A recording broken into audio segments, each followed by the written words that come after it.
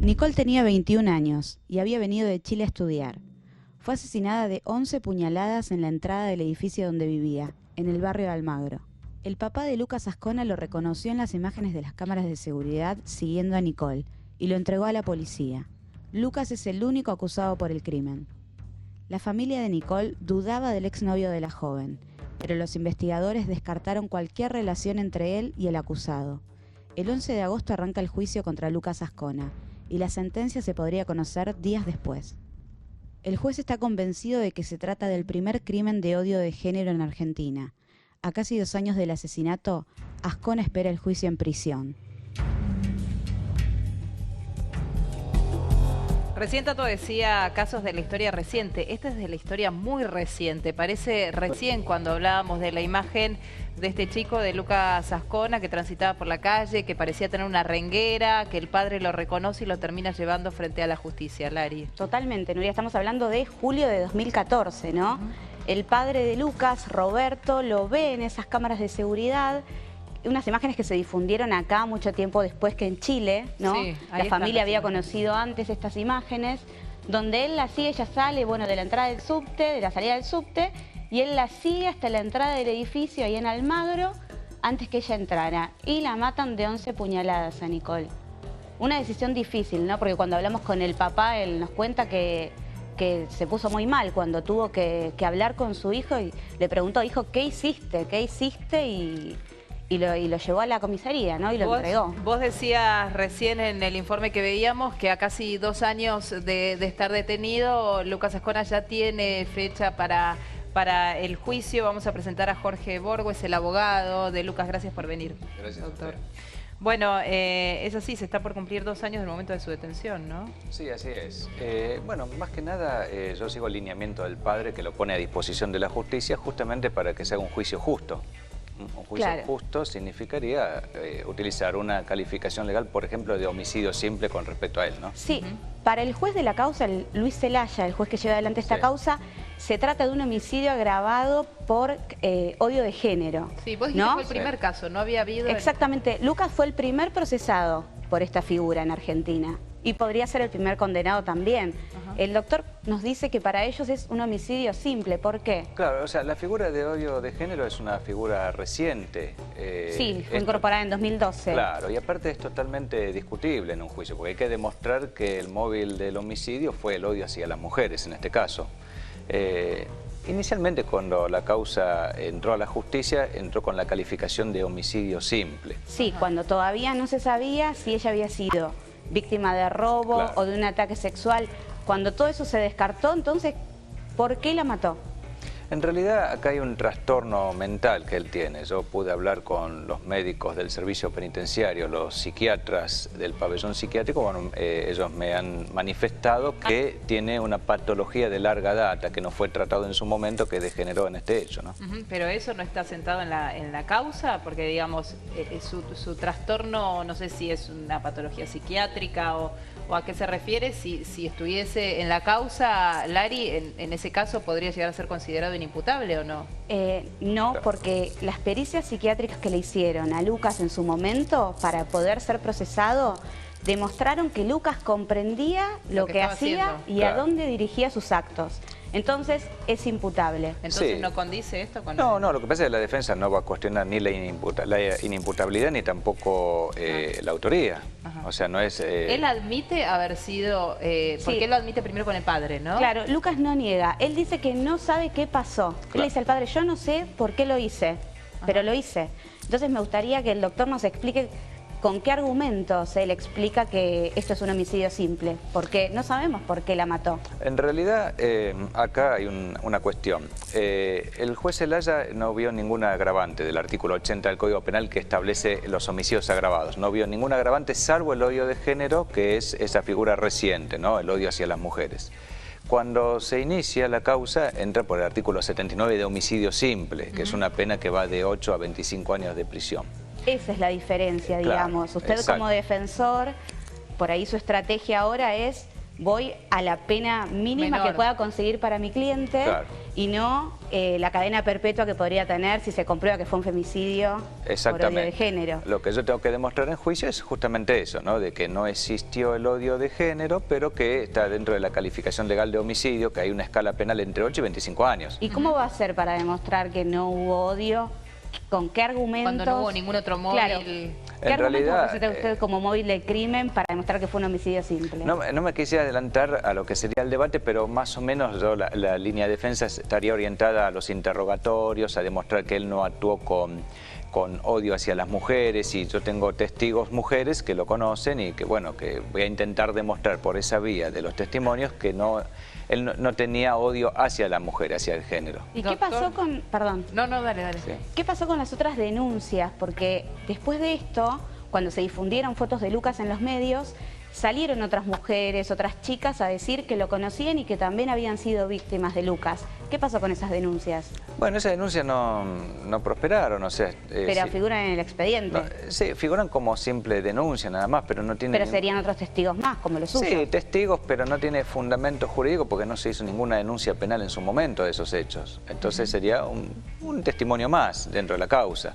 que después va a influenciar en el ánimo de los jueces al momento de dictar la sentencia, ¿no? Claro, que eso se contrapondría con los testimonios que dice usted de mujeres que tuvieron relación con él y que... Exactamente, claro. Pero serían contrapuestos, digo, ahí. Usted habrá tenido oportunidad en estos 2 años de hablar en diferentes momentos con su cliente, imagino. Siempre Sí, su diálogo sí, fue a través del papá. ¿Y qué es lo que usted pudo rescatar de este hombre? Digo, algo más que lo que en su momento le dijo al padre, que él lo había hecho y no sabía por qué. Él sostiene lo mismo, pero cada vez que yo lo veo él está medicado, porque resulta que él inicialmente estaba en el pabellón psiquiátrico y recibe diariamente una dosis de medicación específica para el trastorno que él tiene. Entonces cada vez que yo lo veo no puedo profundizar en ese hecho, porque es hablar con una persona que está medicada. Ajá. Esa es la realidad. ¿Figura en el expediente? Digo, Sí. bueno, insisto, con Sí, esto, eso, la medicación, digamos, que tiene una patología psiquiátrica. Figura a través de los informes del Servicio Penitenciario Federal que obviamente dan cuenta al tribunal de cómo es el estado diario del imputado. ¿Y usted esto lo va a utilizar en su estrategia de defensa? Lo voy a utilizar no para pelear la inimputabilidad, porque no es ese el rumbo de la defensa, pero como para demostrar que él tiene un trastorno mental que lo llevó a cometer ese hecho. Sí, la familia de Nicole, en principio la familia de Nicole que vive en Chile, ellos sospechaban del exnovio de Nicole, un joven turco con el que salía Nicole, y ellos decían que podía haber pruebas que vincularan a este joven con Lucas, mensajes, las redes sociales, que Lucas podría haber actuado como una especie de sicario.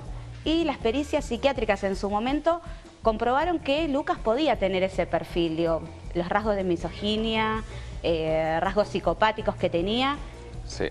¿Puede haber todavía puede ser que aparezca alguna prueba que vincule a Lucas con el exnovio de Nicole? Esa es una hipótesis que está manejando la querella y la fiscalía. Por el momento no hay nada de eso, porque seguramente van a investigar los teléfonos celulares a ver si había algún tipo de vinculación. Sí, la querella pidió todavía no tiene fecha esa pericia, pero está pedida. Pero yo entiendo modestamente que para mí no va a llegar a ningún puerto seguro esa teoría, esa hipótesis, porque no es la realidad de los hechos, es otra totalmente distinta, ¿no? ¿Usted tiene idea de por qué Lucas eligió a su víctima?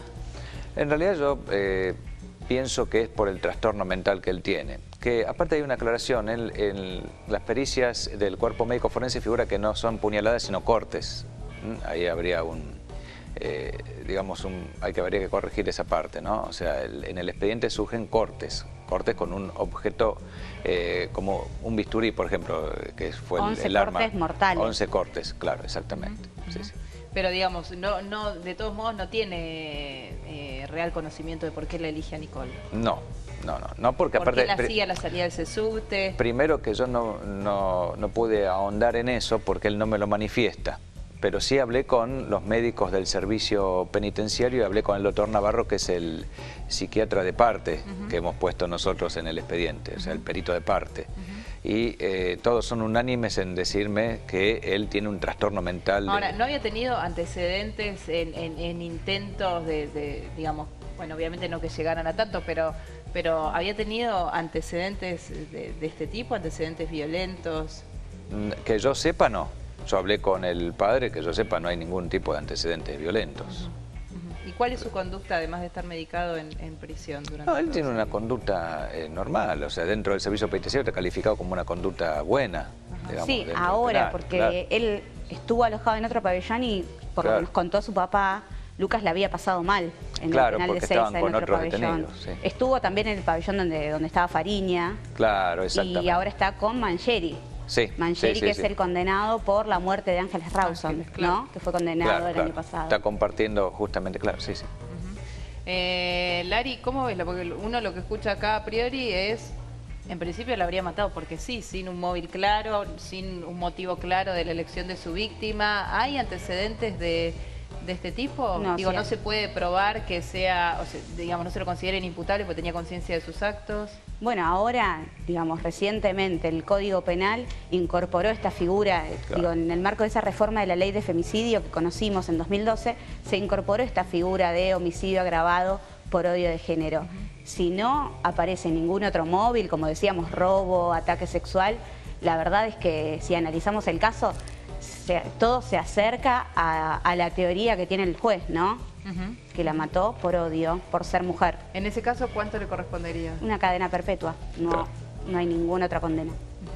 ¿Es posible la apelación si la cadena perpetua? Sí, sí, por supuesto que sí. Igualmente yo con los argumentos que se van a ventilar en el juicio creo que vamos a arribar a lo que es el homicidio simple porque sería el primer caso de violencia, de homicidio por odio de género. ¿Una sola pista a ver de qué lo podría acercar al homicidio simple? Para mí es por el trastorno mental que él tuvo, como se dice vulgarmente, esos 5 minutos de locura, un estado de inconsciencia temporal que lo llevó a cometer ese hecho. Pero eso es por el trastorno mental de vieja data que él tenía. ¿Y usted cree que el tribunal va a creer que va a ser suficiente para el tribunal para llegar a una condena de homicidio simple? En realidad eso va a estar acompañado con las declaraciones testimoniales y con lo que se incorpore por lectura en el expediente, que serían todas las pruebas psicológicas, las pericias psicológicas, psiquiátricas de él. Entonces ahí vislumbraríamos que estaría orientado a una pena que podría rondar entre los 20 años de prisión y los 25 años.